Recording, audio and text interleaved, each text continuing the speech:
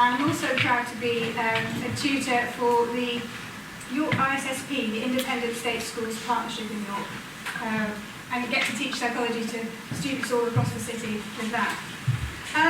Now I've been delving into some scientific research, into consciousness, into altered states of consciousness, into dreams and lucid dreams, into near-death experiences and out-of-body experiences, into terminal lucidity, which is where the journey began. I'll tell you more about that. These altered states of consciousness would appear to be impossible, hence paradoxical states of consciousness. They make no sense according to our current scientific paradigm. They seem to be inexplicable. There are some new research findings. It really has taken off in the last few years, and I promised in last year's talk, which I delivered online, of course, that there'd be some new exciting research in the pipeline, and there certainly has been. Some of the things I said last year, I don't agree with anymore. So, however, I should start by saying that I studied psychology at York University, which means I'm very much rooted in a materialist, a physicalist framework for understanding human behaviour. And that means my training as a scientist leads me to be very open-minded. Yes, I question all evidence, but I don't start with a particular viewpoint. I am understanding the mind from a physicalist, empiricist viewpoint, where everything can be explained by the brain and the workings of the brain. But as a scientist, I'm also very much taking a middle route. I'm open to the possibility that science may need to be revolutionised, as it has been so many times, to understand something that doesn't fit into our current understanding. So, is that all I wanted to say to begin? I'm also aware that there are metaphysical questions that can't be addressed by science as well, so just to put that into the mix. Now, I also need to say that I'm a bit of an over-enthusiast. Okay, I'm going to try not to use too many long words all at once, because I know that there are some young members of the audience here, but if you are finding something tricky, please don't be shy. Well done, you made it, come in. Please don't be shy. Just say, hang on a minute, can you clarify? And there will, I hope, be time for questions at the end as well. But yeah, that's why I've got this, I'm Harriet. Just say, hang on a minute, Harriet. Can you just explain that? Because as I say, I do tend to get a bit over-enthusiastic about this sort of thing at times. Okay, let's begin. So, you've got about 170 billion cells in your brain, about half of them brain cells, neurons, okay? And they have about 10,000 connections each. So, it's a bit mind-boggling, isn't it? If we say there are 500 billion stars in the Milky Way galaxy, well, that means that there are far, far more connections in your brain than there are stars in our galaxy. Okay, so I like to do a demonstration. So I'm going to literally bleed for you at this point, I hope. It's a plan, anyway. I want to get a tiny drop of blood, just to show you. There we go. Whether you can see that? About a cubic millimetre of blood. Yeah? So in a cubic, it's growing a bit too fast actually. In a cubic I'm not going to have a near-death experience. Okay. I just thought of that joke then. Anyway, in that cubic millimetre of blood, there are how many red blood cells do you think? About 10 million. Yeah, it's a pretty good guess. Yeah. There are 5 million red blood cells in a cubic millimetre. Right, now, if that was brain tissue, okay, how many connections would there be between them? Well, there'd be 1 billion connections in a cubic millimetre of brain tissue. To put that in context, it would take you 32 years to count them if you counted them 1 per second. It's no wonder with that level of complexity that it's hard to understand consciousness, the brain, and hard to study it really, to actually study things when they're that tiny. So, Consciousness is one of the big unsolved mysteries of the universe, for sure. But it's really amazing how much we have found out, I think. Now, why is it that if you've got this brain which has an inner narrator, which gives you this sense of self, a unified sense of I, as a me, myself, you know, how can that actually be when there's so much going on that we're not even consciously aware of? To think that you're in charge, really, is like a little child standing on the, you know, the prow of the Titanic and saying, I'm in charge of the ship. You know, imagine all the whirrings that are going on and all the engineering beneath her feet. You know, it's absolutely astonishing. For example, just imagine the computational power it takes to wave at me. Yeah, just to be able to do that, or a bit more challenging. How much computation? Who's going to catch this? How much computational power? You ready? Well done. And also, let alone the social awkwardness of if I drop that, you know, on camera as well, having to deal with that social situation as well. And the unexpected nature of my audience throwing it back at me, but thank you, that's brilliant. I love to point out that when I'm talking now, if you're listening to what I'm saying, there would appear to be gaps between the words, like you'd see gaps on the printed page if it were text, but actually there are no gaps whatsoever. It's a continuous sound that's coming out of my mouth, unless I stop for emphasis. But it appears to be that it's all separated out into words. If you listen to a foreign language, you can hear that you can hear for what it really is. It's just like, there's no gaps. Your brain, the computational power that's going on inside your brain is absolutely mind-boggling again. It's a real wow. So, how many neural connections do you think you can make per second? Let's see what you think. 1,000 new neural connections. This is when you're learning, yeah? Right now, this is happening. Your thoughts, my words, coming together to make neural connections. How many can you make between those rather large numbers of connected brain cells? 1,000 new connections per second? 10,000? 100,000? Million? What do you think? Hands up for A. Okay. Oh, very brave. I like your independence then. You are an individual. Yeah. B. How many? C. D. You're the closest? Well, if you were a baby, hello, you made it. See if you can find a C. If you were a baby, you'd be making as many as 2 million new connections every second. Just astonishing. Now, you carry on being able to make lots, but you also start tuning and strengthening certain connections as you get on. Wow! The computational power, we've mentioned teraflops, I love that word. Yeah, so-called a human brain, probable processing power, if it were a computer, of around 100 teraflops, roughly 100 trillion calculations per second. Now you catching the ball doesn't look quite so impressive. Yet more mind-boggling numbers. So, I always like to do a demonstration. I think I might have mentioned that before. I'm going to need a volunteer. You're going to end up looking a bit silly. You've been brilliant already, so I'm going to ask, are you sure you don't mind? You're going to have to wear these. Yeah? Okay. Thank you. Fantastic. Right, okay, so I'm going to get you to stand here. Now, if you put the goggles on, you should be able to see relatively normally. Okay. Now, if we flip the goggles down, that's it.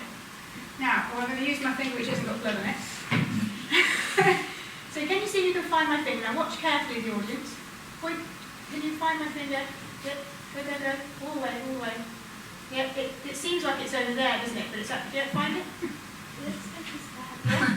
Yeah, okay. Now, that's it. And try again. Yeah, be confident. That's it. Until you find it. Now, if if you find your nose, you'll find that's just in the same place as it's always been. Touch your nose. Oh, the same finger. So we're going to train your brain. That's it. Now keep going. Keep going, keep going. Touch my finger, touch your nose, touch my finger, touch your nose. Okay. Now she's going to do that for about 10, 20 seconds. What? Keep going, keep going. And you'll see that she's already showing neuroplastic change. She's making connections as we speak. Okay, look how much better she is at it.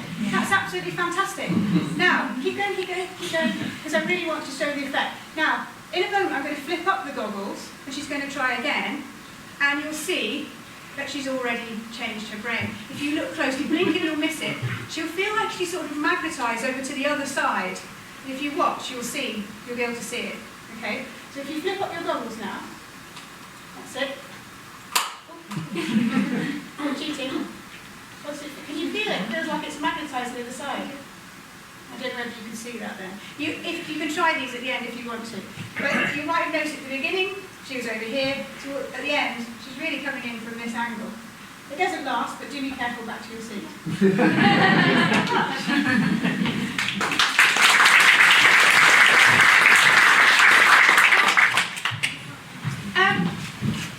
Here we go. I can get it to move on. So,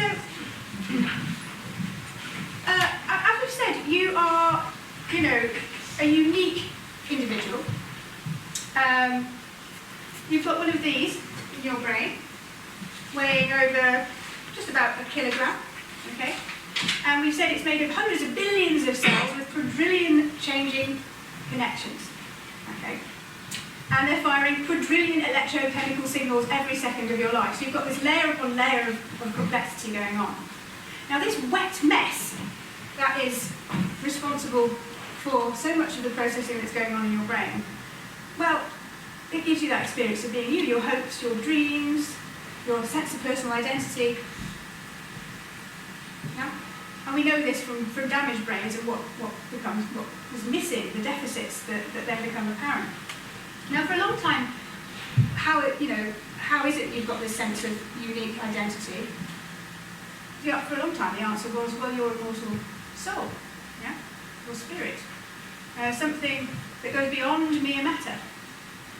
Okay, but now in the modern age of science, we've changed that view and said, okay, actually, it all comes from the brain.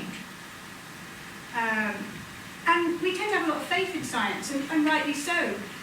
It's undeniably powerful.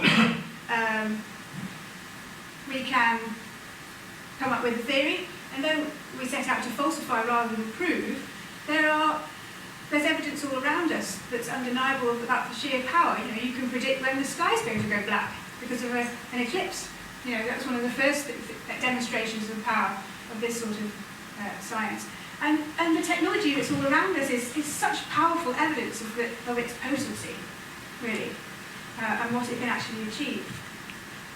So it's really rather astonishing when we come to something that we really can't explain with any of the laws of science that we can't understand. So, paradoxical lucidity. Now, this is the latest definition. Episodes of clarity in people who are assumed to have permanently lost the capacity to be clear and have coherent verbal and behavioural actions going on. Because there's something going on with their brain. They've got progressive, physically damaging dementia, for example, would be the classic. And it's paradoxical, as I say. It doesn't make sense. Here's just a classic example, a basic example, if you like.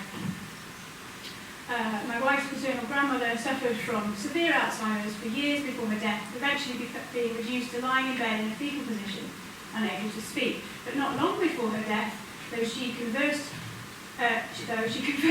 with one of her sons with complete clarity, something that we did not expect and that we had been given to understand was wholly impossible. These reports can often be far more dramatic than that, with people showing what you might consider being their best selves, or better than their best selves. They're being sort of enlightened individuals near the end as well. and often speaking to people who aren't there as well at the same time. But this would be the basic example. Now, this doesn't make sense because when you look at their brain, the brain tissue isn't there, the connections aren't there, the synapses, those connections, that electrochemical, well, it's all gone. Yeah? Or such a vast quantity of it is gone. So how does it make sense? If you've got a brain that looks like Swiss cheese, and clearly you lack the activity going on. If you see this PET scan here, the bright red shows areas of activity, and as it goes down into the blue levels, you can see there's very, very little activity going on. So how on earth can this be the case? From a dualist perspective, it's explicable. Yeah? If you take the brain to be something like a radio, and consciousness is something outside of the brain, and the brain receives the signal like a radio would receive a radio signal, that kind of makes sense. But dualism is not the current scientific paradigm. So, does this need a revolution in science? For something like this to be the case, you need extraordinary evidence if you're going to actually start questioning the way that we think. So, what might we do? Well, some really exciting research by Dr. Sam Parnier and his research team, the AWARE project and the Human Consciousness project, which is actually in Southampton, have been collecting all sorts of evidence, and they are at the moment looking into the feasibility of actually asking people who are terminally ill, and they know they're going to die, if it would be okay to record their last few weeks on video, and also with EEG to actually watch what's going on. Now, I got really excited about this, but actually it's still in its feasibility stage at the moment. But they are making progress. They've got the go-ahead in terms of funding to do this. They now just need to look at the ethical considerations, because of course you mustn't take away any of this potentially wonderful time that you want to spend with your family members at that time. So it's really quite tricky research to do. However, what has very excitingly happened this year is that an 87-year-old patient with epilepsy was being monitored when he had a cardiac arrest. His heart stopped. And because he'd asked not to be resuscitated, he had an NDR, they were able to unexpectedly watch the process of dying as it happened, looking at the brainwave activity, which is quite an astonishing thing to be able to do. Now, this is an EEG. You use electrodes to look at the overall brainwave activity graphed over time. And in a normal human being, in their normal state of consciousness, you see alpha and beta predominantly as overall patterns. In dream, this is delta and theta. This is slow wave, deep sleep. And you can see some various interesting bits and pieces of information there associated with it. Now, in the dying brain, in the EEG, 30 seconds before cardiac arrest and 30 seconds after cardiac arrest, they saw something unexpected. They saw an increase in gamma wave activity. Gamma wave is a bit of a hot topic at the moment. It's this fastest oscillation here, the fastest frequency, and it's associated with being hyper-aware. It's associated with feeling connected, in flow, losing sense of your own identity, but being completely focused on what you're doing. So if you're an Olympic, in the Olympics, if you're in the zone, you're just being the best possible version of yourself. You're being gamma. It synchronises all the... It's involved in consciousness binding, so it synchronises all your perceptions and thoughts together into a unified moment of experience. And this is what they saw. They did see some other changes in the other bands as well, but that was the key one. And what they called synchronized cross-coupling between alpha and gamma activity seen in the dying brain. Now, intriguingly, they could speculate from this that they may have been seeing a recall of life. You may have heard the idea of your life flashing before your your eyes. Because in healthy subjects, this is what you'd see when cognitive processing and memory recall was going on. This synchrony of cross-coupling between the alpha and the gamma. So it's a speculation, but it looks like you may actually be able to see that person after their heart has stopped, experiencing their life recall. Now, obviously, there are caveats here because this is an epileptic brain, this is a dying brain, this is a damaged brain. So you can't generalise safely to others. However, in animal studies, they've also seen this gamma surge in animals that have been put to sleep. So it is actually backed up by that idea. And it reminded me of my mum telling me as a child that she was a pigeon fancier. So when pigeons die, they actually spread their wings, she said, sort of metaphorically, as if they were going off to heaven. And that also somewhat looks like a surge in brain activity at the end. Also in animal studies, we see a surge in serotonin activity as well. Just after death, just around the point of death in animals. Now, if you know much about serotonin, you know that it's associated with depression when there's not enough of it, not enough of serotonin activity in the brain. And it's associated when there's lots of it with bliss, with euphoria. A lot of recreational drugs will cause a surge in serotonin. So that's of interest as well in terms of how that might feel. So, with that in mind, we can't ask the wonderful 87-year-old who died what he was experiencing. We can't ask the animals either. But we could ask about near-death experiences, about what it felt like to nearly die, but actually be able to come back from that brink. So, near-death experiences, defined as deeply meaningful, and they tend to have a characteristic pattern, which includes the out-of-body experience, leaving your body, often being able to look back at yourself, and the sense of oneness and peace and calm, and light. Bright, very bright light, often orbs of light and tunnels.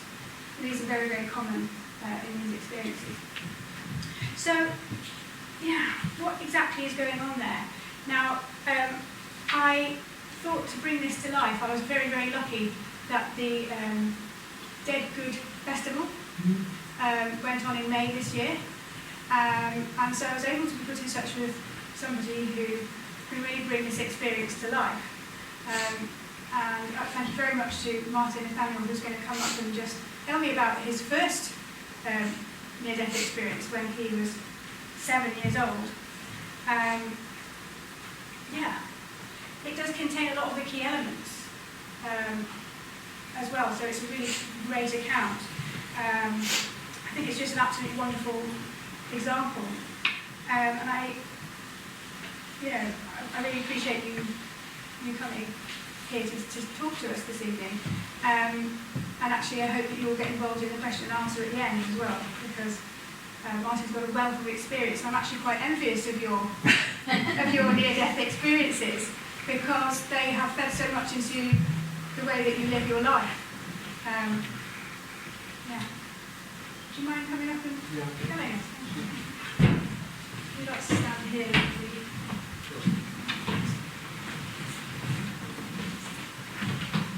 Right, so I was 7 years old and lived in the East End of London. And in those days, I used to go to my local park, and for sixpence I could get a boat on the pond. And it seems strange, doesn't it, that I could take a half an hour walk on my own at that age. I don't think people would allow that today. But anyway, I used to do that. And on one fine sunny day, the pond was very busy, and I got caught at the side, and I pushed the boat too strongly away from the side of the pond, and I fell into the water. And whilst I was underneath the water, I must just say I was only underneath the water for a short period of time, probably less than a minute. But what actually happened, if I was to tell you the whole story, would probably take an hour of what I experienced. So I'm not going to do that. I'm going to save you from that. But I just want to share some of the key elements of what I actually experienced when I was under the water. So first of all, the sense of time completely changed. It was as if I had all the time in the world. And I was outside my physical body, looking at it as I'm looking at you. I saw my own physical body, my 7-year-old body. And my initial reaction, this may surprise you, was one of curiosity. Hey, what's happening here? This is most unusual. This was my attitude. There was no fear. There was, in fact, simultaneously to my seeing this body of mine, I felt embraced by a sense, a presence of infinite love. And I knew that in that love, nothing could ever touch me. And whilst I was experiencing this infinite love, I had what Harriet referred to as a flashback of all the events of my life. But what she didn't mention is that as I was watching these events, they were being evaluated. And they were being evaluated against the backdrop of unconditional love. To what extent do my actions how near were they to unconditional love, or how far away were they from love? And this evaluation was going on very, very fast. And there was no one separate to me making this evaluation. I was making the evaluation. I was evaluating my own life. So those were the key elements of it. A man pulled me out of the water, and at this stage I was being lied down. Several people, including a woman I remember, were bouncing up and down on my chest trying to get the water out of my lungs. And I was up above watching this going on, and I remember somebody saying, hurry up, he's going to drown, hurry up. And then, I can't explain how, but one minute I'm looking down at all this going on, next minute I'm in my body looking up at all these people trying to save my life, which they did, otherwise I wouldn't be here. Very briefly, I just want to say, that had a profound effect on the rest of my life, because although it got covered over, went back to school, started playing football and doing, studying and going to the local club and the synagogue and all that kind of stuff, and parents fussing over you and family visits. It got covered over apparently, but there was always this niggle going on in the back of my mind that I'm missing something here. As I grew into a teenager, going out with girls and playing football, there was always something. And then around about the age of 19, I discovered Plato, and I read the dialogue about the immortality of the soul, and that was it. That's what I experienced when I was 7 years old, and that's what led to meditation and spirituality, and that's really how I got to doing all the things that I do. Generally, Martin could lead an hour. In fact, he does lead workshops all over the country, don't you? Yeah, I run a workshop called Life Beyond Death, in which, for about 5 hours, I go into detail and I compare my experience with others, and also what the great traditions teach about it as well. And there was a pattern across both personal experience, the near-death studies, which you referred to, and also what traditions like ancient traditions like yoga and so on have talked about the subtle levels of existence. And you talked also, two things that I really like that you mentioned. I think that you felt connected to a fish as well. Oh yes, I forgot about that. There was this fish, well, there were fish under the water, but for some reason I connected with a fish. And the fish was a fish, and I was a human being. But there was a kind of recognition that we knew each other. There was no separation. And this is something I've experienced through the practice of meditation, that there are times when the sense of separation disappears and you just experience that oneness with all life, you know, which is the truth, underlines the apparent differences that we have. And I think that's what I've found. I mean, you'll see as the talk goes on, there's lots more that can be done to explain these experiences from what you might call a scientific materialist point of view. But if you have had one of those experiences, you know, it's a sense of knowing, and it wouldn't matter what somebody said, you just know. No scientist could explain my experience away for me, however clever they were. No, they couldn't really. We're going to give it a go.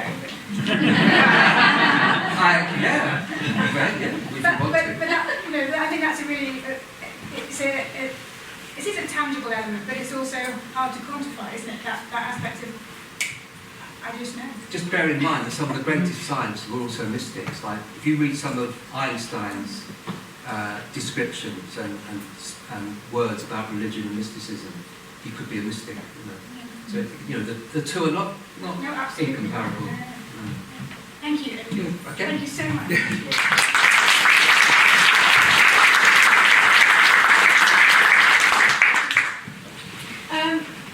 So the estimates are about 17, maybe as many as 23% of people who die in cardiac arrest and are resuscitated with CPR experience a near-death experience. And near-death experiences are reported by children, adults, scientists, physicians across all the countries, religions, atheists.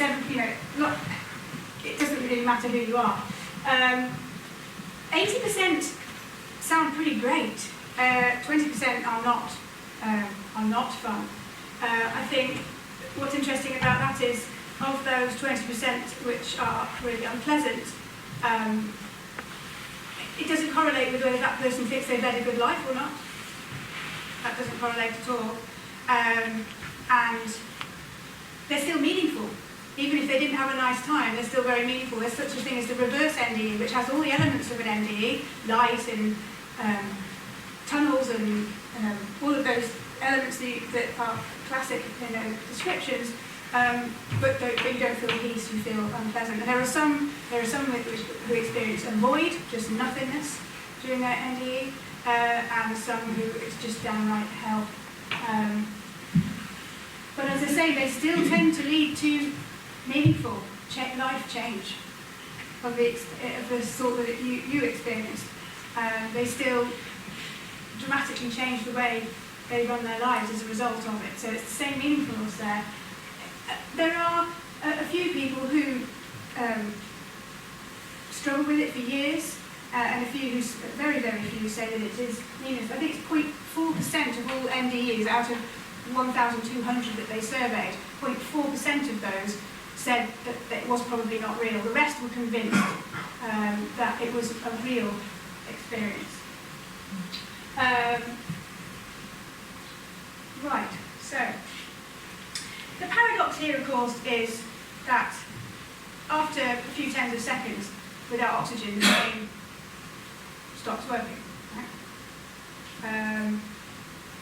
I'm a biology teacher as well, so who have we got here? What do you need oxygen for? What does the brain? What all cells need oxygen for? Respiration. Yes, aerobic respiration. Why do they need aerobic respiration? For O2 plus glucose goes to CO2 plus water. Yeah, but what's the point of it? Yeah. To make energy. Yes, to release energy from the glucose, absolutely. And without energy, well, the brain needs to send electrical impulses. A large amount of energy goes to amplifications of those signals.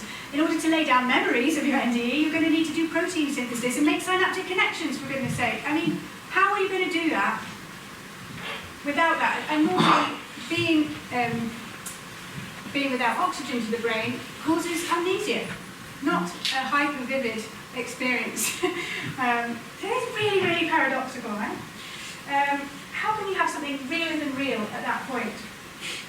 Having collected all of these experiences, how do we go about explaining some of them? What about the out-of-body experiences? relatively easy to explain from a scientific point of view. If you hear things and you have an imagination, you can read the two together and describe what's going on in your surroundings. That's feasible, right? So Dr. Sam Parnier, who's doing the work with recording EEG and videos of people who are terminally ill to see whether he can capture terminal lucidity, is also engaged in what I thought was a really great study. If you could place visual images on the top of cupboards, okay, then we can check to see whether the out-of-body experience really is an out-of-body experience. If you are on general anaesthetic with your eyes taped shut and your brain has shut down because your heart has stopped beating, it's pretty amazing to be able to do anything. But you could explain it with, imagination and hearing, putting together a visual scene. We can all imagine ourselves from a different position. That's something the brain can do really well. You can imagine flying above the building and looking down on it now over the top of York. You can do that right now. So if we put pictures on the tops of cupboards that only can be seen if somebody genuinely is floating above themselves, this would be the clincher, right? So excited. Okay, so about 2,000 people had cardiac arrest during the period of the study. 140 were brought back with CPR. There was 140 resuscitated. 101 were interviewed. 9 had near-death experiences. 2 described their surroundings while their heart had stopped, described their resuscitation process. 1 was too ill to be interviewed.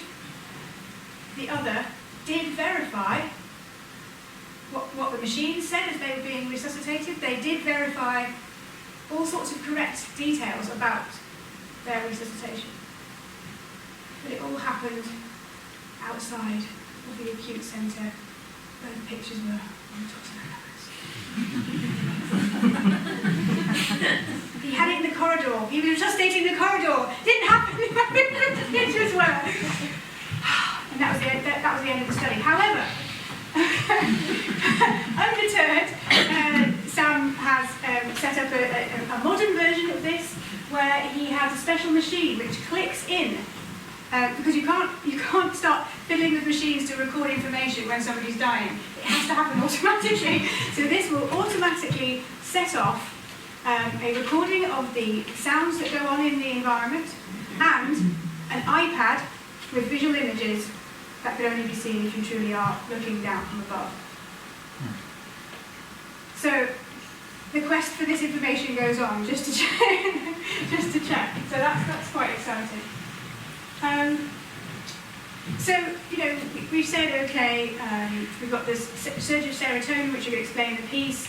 We've got the out-of-body experience, which could be somewhat explained. Even the light.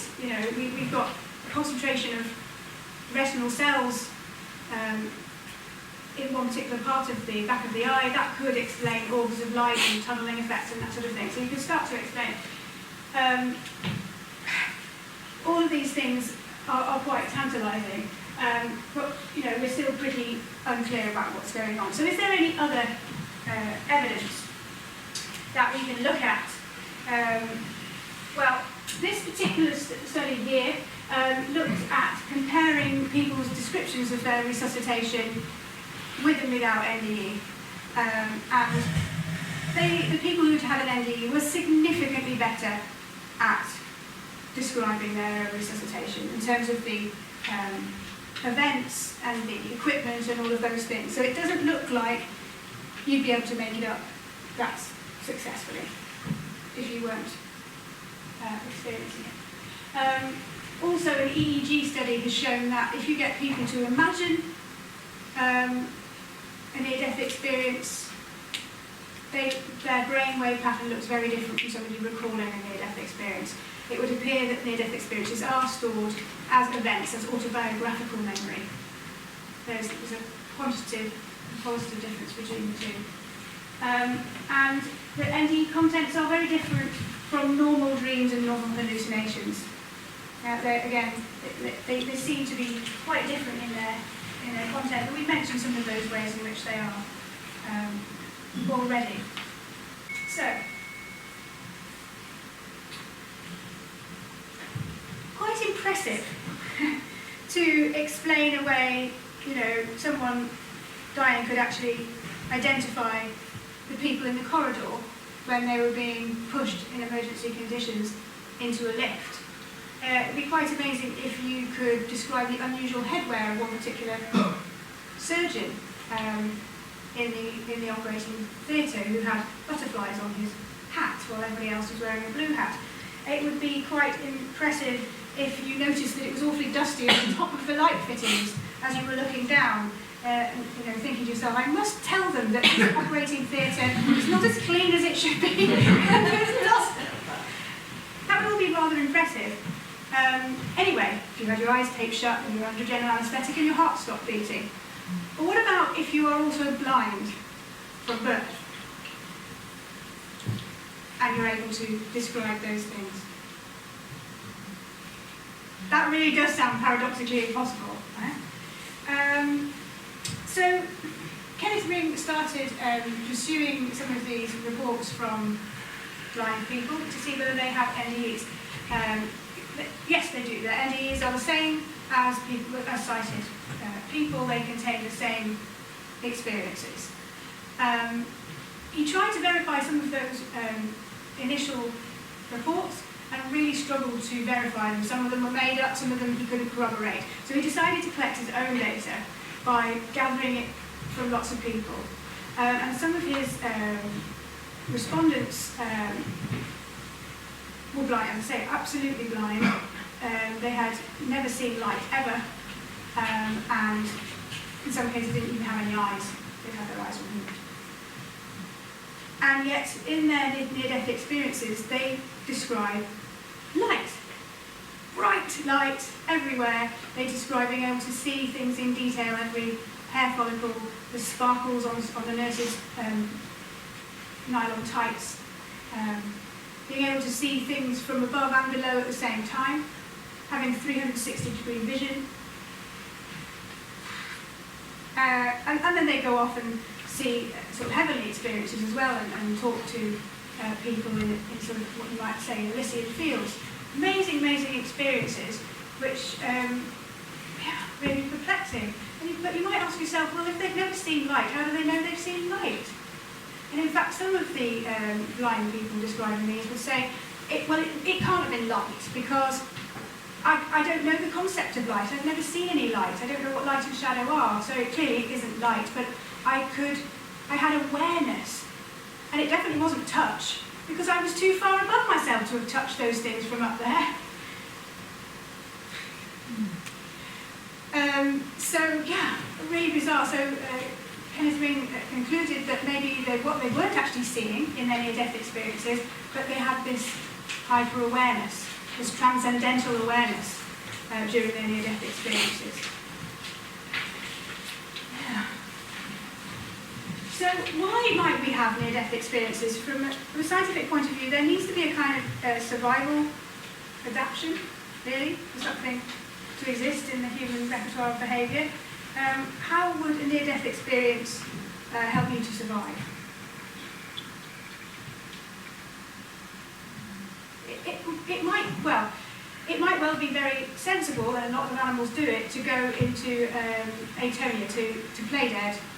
When you're under threat of a predator, the best thing to do is to not thrash about but stay calm. So that whole serotonin surge and all that would make quite a lot of sense from that point of view. There was a report of a fellow who'd fallen into the water, went into the classic near-death experience with a series of experiences. So first of all, they thought about practical things. How might I survive this? They thought about how their death would be reported and experienced by family members. They had a life review. Their life flashed before their eyes. All in that wonderful calm, peaceful, painless sense that's so commonly reported. This only lasted for a few seconds, and then they realised they were perfectly able to swim and weren't drowning at all. Which is an interesting one. It's like, oh, had their brain somehow triggered something that it can do, something that you can switch into in such a situation. So, in trying to understand all the various altered states of consciousness, Marshall has come up with this multidimensional approach. These three main areas of wakefulness, connectedness, and internal awareness. So wakefulness is your eyes open, internal awareness is being aware of yourself, and your thoughts, and connectedness would be aware of the outside world, external awareness. And you can see various different altered states that we've been talking about featured in here. With coma, unresponsive coma, being right down there in that corner. Yellow anaesthetic there. Unresponsive to pain, no sleep-wake cycle.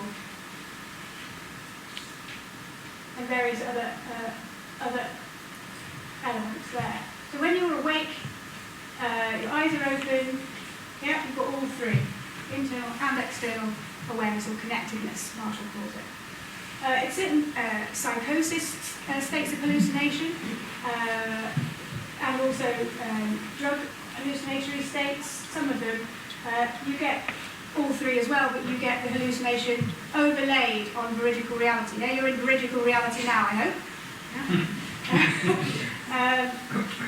And you might have patterns and things overlaid on top of that.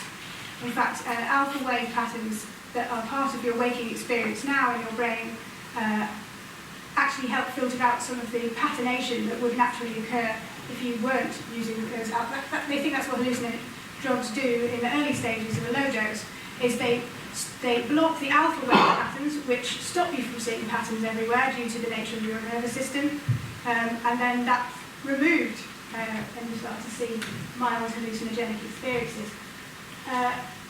In high doses of hallucinatory drugs, you can break through into a near-death-like experience where you lose connectedness with the outside world.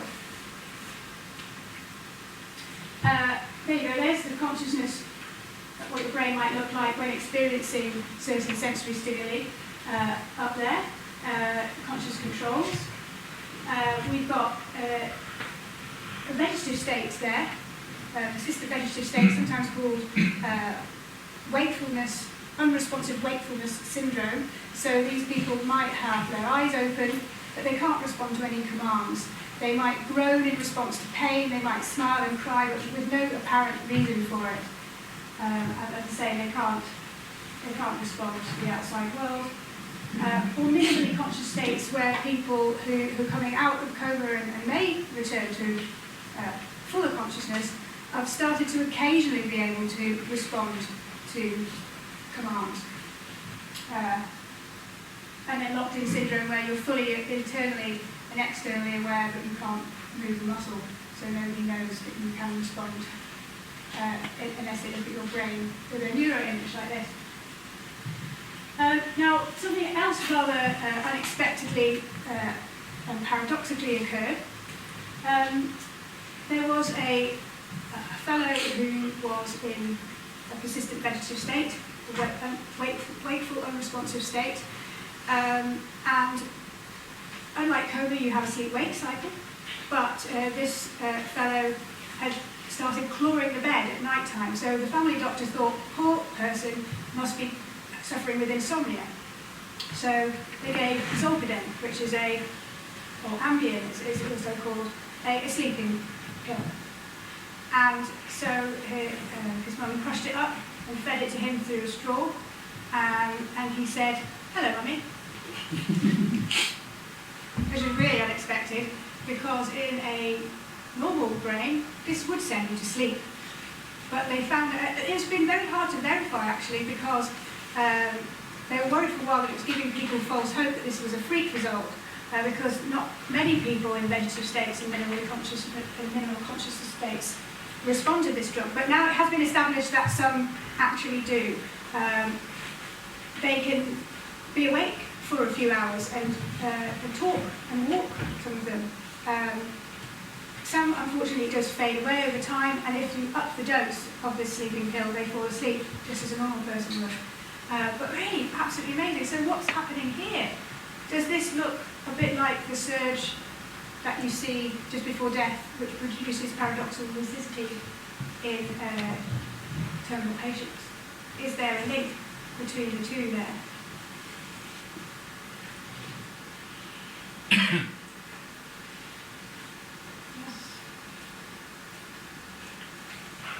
Okay, final piece of the evidence, looking at sleep and dreaming. So, when you are in normal dreams, you are internally aware. You're clearly not awake. You're not connected to the outside world, or hardly at all. You might incorporate your alarm clock, I suppose, into your dream. But you're usually very forgetful of what's happened. We dream several times a night, we don't remember them, and when you do remember one, it tends to fade, doesn't it? So it's quite resistant. I often wonder why it is we don't mix up the two, our waking experiences and our dream experiences, because at the EEG level, you can't really tell the difference between a sleeping, dreaming brain and a waking brain. They look very, very similar. And yet we don't tend to mix the two up. But what about lucid dreaming? Lucid dreaming is quite common. About 1 in 2 people become aware, internally aware, that they are dreaming. About 1 in 5 have them fairly regularly. They become aware and even can take control of their dreams. And about 1%, 1 in 100, have them nearly every night. Anybody here lucid dream regularly, every night? Yeah. Yeah. Now, when you're in a normal dream, your reality checker is switched off. Yeah, you're not aware of bizarre elements of your dreams. You're not aware of yourself, are you? Until you wake up and reflect upon it, and they go, "Oh, that makes no sense. What I've just been dreaming about." Yeah, you've lost that. There's an area of your brain that doesn't seem to be functioning. In lucid dreaming, all of these self-awareness, these metacognitive processes are going on. Yeah? You've got conscious control in a lucid dream. So, the question is this similar to a near-death experience? Is it like, not a dream or a hallucination, but a lucid dream? If you want a great example of what it's like to lose that sense of your individual self, it's worth watching this TED talk by Jill Bolte Taylor. She lost her left hemisphere, which normally narrates your sense of self in a kind of individual way, and she has this amazing experience of connectedness without the left hemisphere. You must watch it, and it really explains it very, very well. The dorsolateral prefrontal cortex is that key area which gives you your logical reality monitoring. And is there this other element, this ego dissolution as well, where you lose sense of yourself as an individual? In lucid dreams, you still feel like you're just you. Whereas in an NDE, there seems to be this experience of being connected with everybody and everything, and being all-knowing and everything. Yeah. So that's pretty similar. What one researcher managed to do was train lucid dreamers to have a near-death experience like lucid dream, and they were capable of doing that. With a bit of training, they were capable of seeing a bright light, going through a tunnel, meeting beings in heaven, talking to their deceased relatives. They are able to reproduce all of the elements that you will see in an NDE, and including the euphoria, the sense of feeling wonderful. However, I'm not sure that they experience the ego dissolution, which there still seems to be like one missing element there. And of course, they knew it wasn't real, whereas people in NDE are convinced it was real. So there's something maybe still different there between the two. It's been such a ride looking at this research. I found myself switching from, oh yes, that explains it, to, oh no, it doesn't. Oh yes, that is, oh no, it doesn't. Back and forth, back and forth. Absolutely amazing to experience this. Is consciousness separate from the mind? You know, is a near-death experience the last moments of consciousness or the beginning of the afterlife? These are big, big questions we have not answered, I feel. I think I've probably run out of time to talk about much more, but I do want to say that there's some really exciting research looking at having near-death experiences or near-death-like experiences on magic mushroom psilocybin, and it being highly effective for treating depression. And I think what they've identified is that when you take something like high doses of psilocybin, it loosens up your neuroplasticity, so that the synapses look much more like a baby's brain. And at that point, the intense experience that people have, which is highly meaningful, like an NDE, may be pleasant or unpleasant, it's usually pleasant overall, gives them an opportunity to kind of rewrite their personal identity. So you get that same meaningful life change that you see with NDEs, and they are able to, people who are treatment resistant and depressed, people who are treatment resistant and alcoholic are seeing amazing effects of this therapy. Now, I did promise everybody some mind magic, but I'm not sure that there's time to do it. Who would be disappointed if I didn't do mind magic? Oh, look at those people. Have we got time to stay on a bit longer? Does anybody need to leave? 5 minutes? Yes? Okay. So, I am going to need a volunteer again, I think, aren't I? I tell you what I'm going to do is I'm going to finish the talk, okay, and then I'm going to do the mind magic if we've got time, because that way everybody gets what they need, don't they? Okay, so this is. But I'm going to skip this one as well, because I think I'll talk about it too long. I want to say that whatever the causes of these altered states, like near-death experience and terminal lucidity, whether they are cerebral or spiritual, yeah, by their fruits you shall know them, not by their roots. The fact that now that the researchers and the physicians are actually looking at these things and talking about it with patients is of huge benefit to the people that are experiencing them. They can actually talk about them. You said that initially you sort of didn't want to talk about your near-death experience as a child because... No, I couldn't. I didn't have the language. Until I was, words like oneness, and I didn't have the language as a child. I had the experience and understood it, but not the language to share it until I was, a young adult. You didn't talk about it for a while. Yeah. Whatever the cause of these altered states, like hypnosis and meditation, again, the fact that they can produce such profound personal change, the meaningfulness that can come to them is really important. And that's what I came to the conclusion. There are recognised ways in which you can reach these altered states without nearly dying, without taking hallucinogenic drugs. There are recognised programs of meditation that can be explored in order to experience altered states of consciousness, in order to experience enlightenment, of feeling connected to the universe, to each other, and similar experiences that have proved such rapid life change for those people who've had near-death experiences. These are things which now we understand we can explore. And I feel that whatever the truth about these things, it matters not. Because if more people had these experiences, the world would be a much better place. If more people understood their connection to nature and to each other, more people felt these profound experiences, then the world would be improved a great deal. So whether they're real or not really doesn't matter to me whatsoever. So, mind magic. So I'm just going to try and just like, close my eyes and throw it as badly as I can.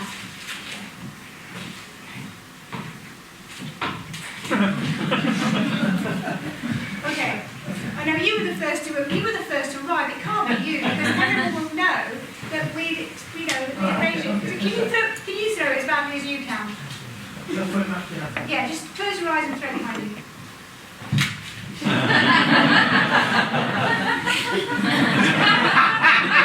How happy are people about that? Because you have given my excellent answer already.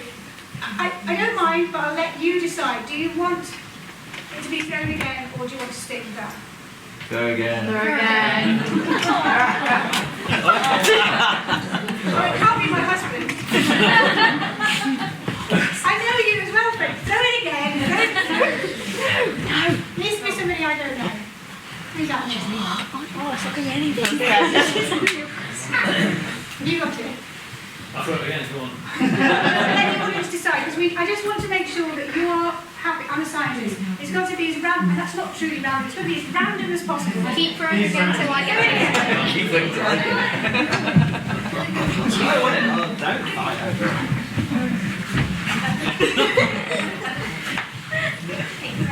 Who's got it? Chill. Right, just chill. Not yet. He's got it. Again? Right, who's got it? Okay. Are we happy for it to be rolling? Yeah. You just want me to get on with it now. Okay, so you can stay there, Rory, because I can see you and I can make a mental connection. Okay, so we're going to have oneness between. I haven't arranged this with you, have I? No. Do you feel a connection? I think we can do it. Yeah. So, what I need you to do is just tune in to my brainwaves now. Okay. You've never done this before, have you? Yeah, we have. Roll the ball again. It has to be nice. Throw it again.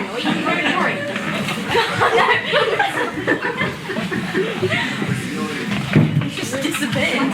Nellie's got it. Nellie's got it. Right, We've got it. Just pretend you have Nellie. we've got it. Okay. I don't know you. Oh, it's yellow, it's mouse. You do know me. You've known me since I just said that it's mouse. So, we haven't arranged it though, have we? No, I haven't seen you in like years. Right, so, mental connections. Okay, yeah, I think I've got it there. Okay, so I'm sending through a colour now. Okay, I'm a psychologist, so I can control your mind. So, have you got colour coming through? It doesn't have you got one? Kind of, yeah. Yeah, kind of. Okay. It doesn't have to be a strong visual image. It's just like what popped into your head. So, have you got colour coming through in mind? You have. Okay. Just to check, it is one of these colours. Okay, I think it's working. Okay. Now the important part. You get to choose. Are you going to stick or change your mind? Are you going to stick with it and change your mind? What do you think? Stick or change? Stick with it. Sure. Yeah, yeah. Unless Last chance to change if you want to. I'll stick with Stick with it, okay. Okay. What colour have you chosen? it. Red. Red? Yeah. Red? Yeah.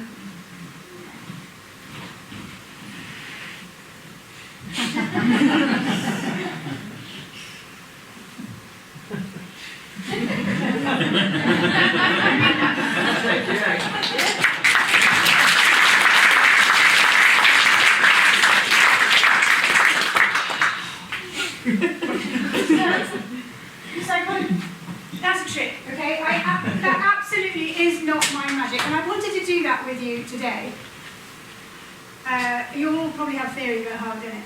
I wanted to do that with you today to say that, the real mind magic is psychology.